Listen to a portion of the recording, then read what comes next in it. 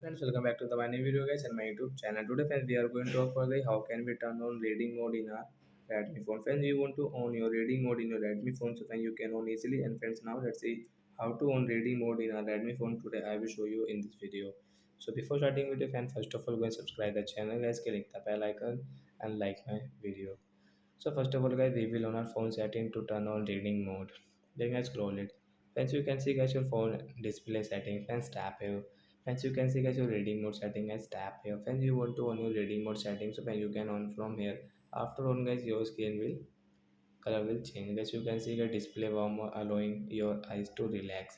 So you can use guys your reading mode settings. So when you study on phone at night and when you operate your phone at night, so you should on guys your reading mode.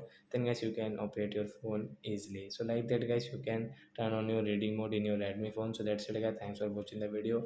Bye guys. We will meet on next video guys with new topic. Thanks for watching the video guys.